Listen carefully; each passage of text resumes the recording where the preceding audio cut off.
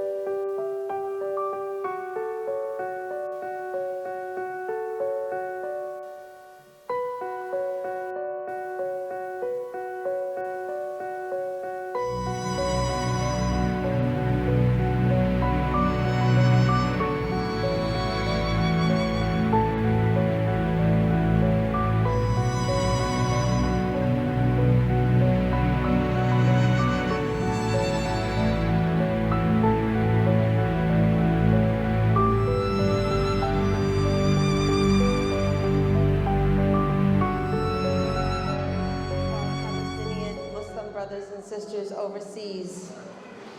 I would like to acknowledge the custodians of this land and pay respects to the Whadjuk people.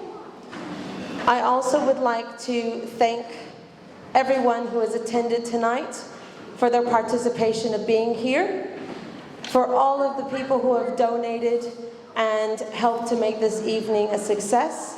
I ask Allah to reward you with a huge reward, not only in this life but the hereafter. I would like to please welcome the President of G.I.F.T, who has worked very hard in a very short space of time with everyone in her team to organize this evening's event. Please welcome Nadia Parahinsi.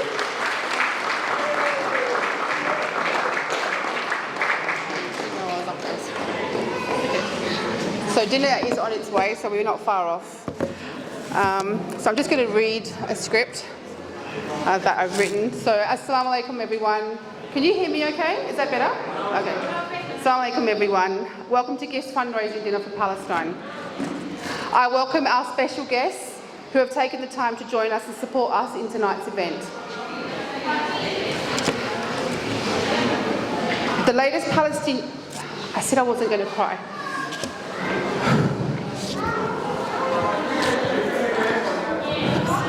The latest Palestinian genocide has taken a new level of heartache for the world.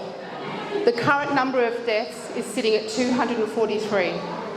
66 of them are children, 1,900 severely injured, 75,000 displaced, and over 500 homes have been destroyed. And in 12 days, 1,810 bombs were dropped in 12 days. 1,810 bombs.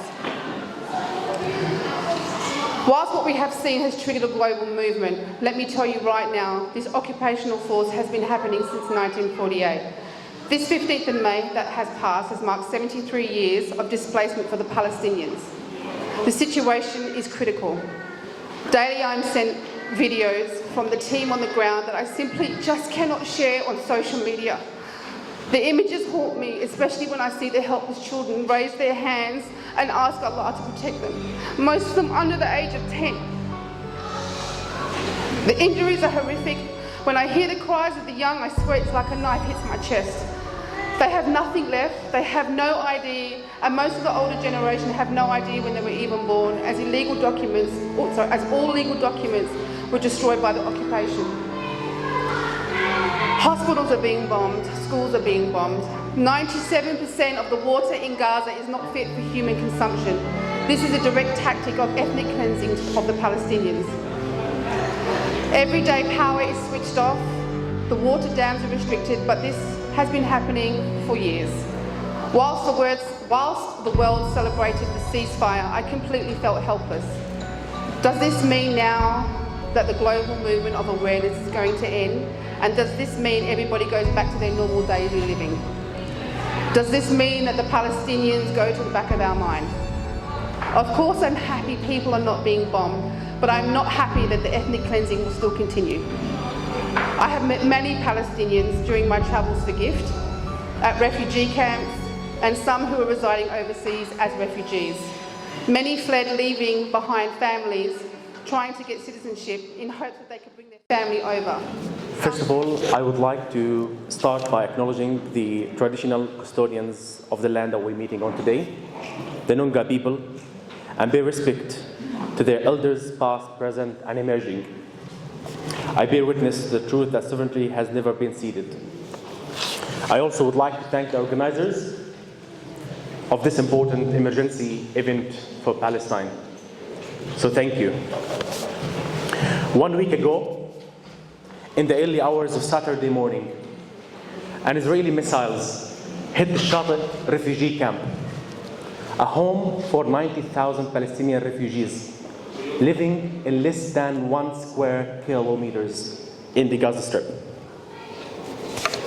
10 people were killed, all of whom are from Abu Hatab family. 8 were children. They are not the only Palestinian family torn apart in this senseless and cruel slaughter. The stories of boys and girls dying in the new clothes as they were given for the holiday of Eid al-Fitr, a day meant to celebrate.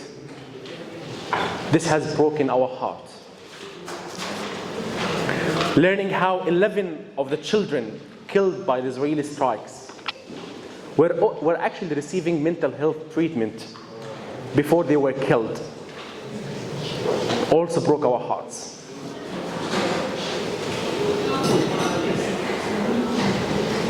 This trauma is constant and everywhere. We're living under military occupation. We're living under ongoing blockade for more than 14 years. The blockade in Gaza denies the Palestinian in Gaza every basic right, the right to exist as a human being, to enjoy living in less than 1 square kilometer. Can you imagine that? If you throw a rock in that part of the world, you would hit somebody. Imagine when you throw what Nadia said, hundreds of thousands of explosive missiles and airstrikes in this defensive Palestinian population. During 11 days of this aggression, Israel has killed 232 people in Gaza, including 65 children.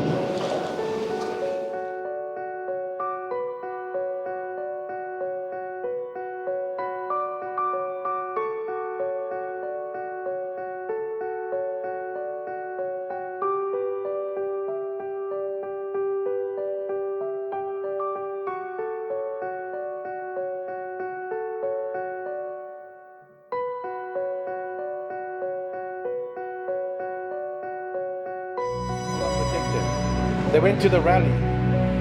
Dad, I need to go to the rally. I asked him one question. Why are you going? Wallahi aqsim billah, she said, to be with my friends. It is not her fault. It's my fault. I did not educate her about what is Al-Quds. What is a true battle taking place? That is my fault as a parent. She wore the scarf, Palestine scarf, but there was no essence in it. There was no, what can I say, what are you going to call it? There's no passion in it. It's just Allah Akbar and walk away. My dear respected brothers and sisters of Islam, we here today need to change our perspective. See these balloons, Palestine colors, they will be deflated. The tables will be cleaned. We will go back home. What is missing? Ask yourself, why are you here today? Is it to support a humanitarian crisis? Alhamdulillah. And that's Muslims and Christians. Are you here to sincerely support the Palestine as a free state? That's one. Are you here to stand up for Al-Quds? When I ask myself that question, I start wondering, what am I here for? Because ceasefires happen, the bombing will stop. What happens to me and you after this? We will never have a fundraiser again. We will never hear Al-Quds again, till the next crisis, my dear respected brothers.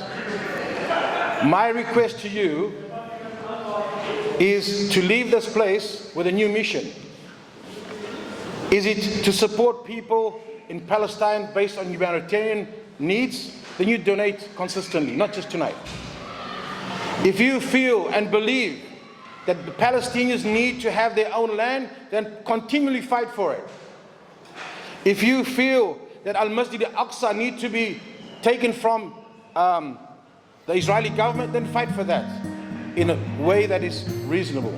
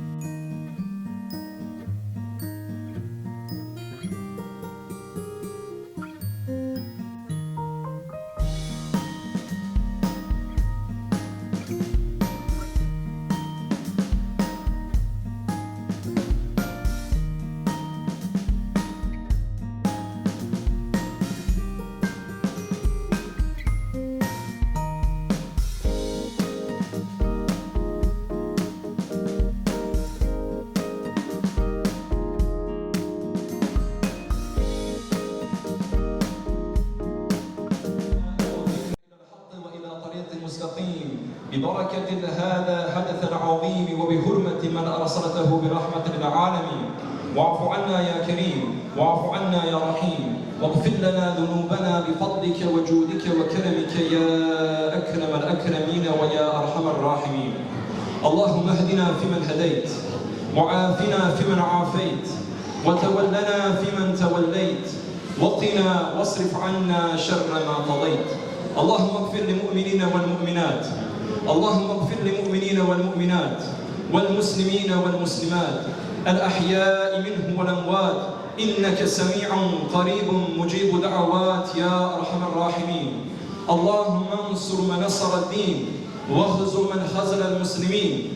اللهم انصر المجاهدين في كل مكان، في فلسطين، في غزة، في سوريا، في ميانمار يا الله، في كل مكان، واكتب الصحة والسلامة والعفو والعافية علينا وعلى جميع المؤمنين والمؤمنات والمسلمين والمسلمات الأحياء منه والأموات برحمتك يا أرحم الراحمين.